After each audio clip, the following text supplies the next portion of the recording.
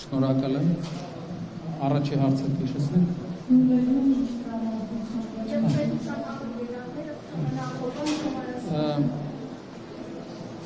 Ինձ միշտ զարմացրել է աշխատանքային ժամերին, ինչով են զբաղված մեր պաշտոնյաները, որովհետև ես մասնավորի մեջ եմ եղել միշտ ու հավատացեք աշխատանքային ժամերին այնքան ժամանակ չեմ ունեցել, որ կոմենտ գրեմ առավոտից իրիկուն ինչ-որ ընդդիմությանը լսեմ ու կոմենտ գրեմ։ Իշխանության ղեկը իրենց ձեռքն է։ Եթե թող ընդդիմությանը մոռանան, իրենց զբաղվեն այն հարցերով, որը հիմքերը, ընդդիմության բոլոր հիմքերը կզրոյացնի, այսինքն զբաղվեն երկրի բարեկեցությամբ, գյուղատնտեսությամբ, հազար ուրիշ հարցերով։ Facebook-ից դուրս գան, զբաղվեն գործով, այնպիսի տպավորություն է, որ մեր պետական ամբողջ մեքենան երկու բան է անում։ Կոմենտա գրում, ստատուսա գրում ու ասֆալտ անում։ Մեր պետությունը, մեր ամբողջ պետական համակարգը ասֆալտ անելու մասին չի, էլի։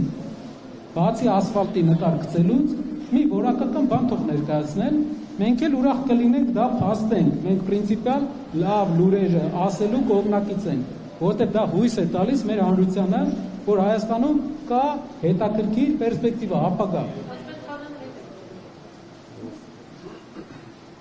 Ասեմ սենց, միայն մի սխալով, որ երկրի ղեկավարը արեց, ես նշել էի դպրոցների ուղղությամբ, նա մոտ $100 միլիոն մինիմում վնաս է տվել Հայաստանի Հանրապետությանը։ Ես կարող եմ թվարկել մի 3-4 այդպիսի սխալ, որով ոչ թե թալան, այլ ոչ պրոֆեսիոնալիզմի արդյունքում խալատնես վարկա, անպուտության արդյունքում մասնագիտական։ Հնարավոր է եղել կորցնել ավելի մեծ գումարներ։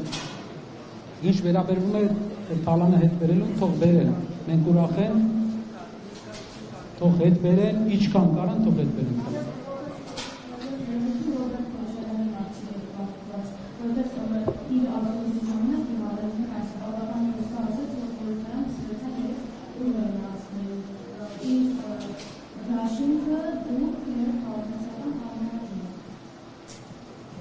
Շատ լավ, ես շատ պերսպեկտիվայով մեծ ուժեր եմ տեսնում, հուսով եմ, որ կստացվի,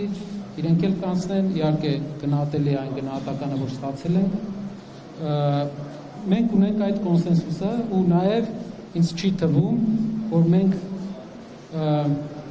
մեծ հավատամք ունենք, որ մենք հավաքելու ենք այնպիսի բազային, այնպիսի աջակցություն մեր հասարակության կողմից, որը պարզ կդարձնի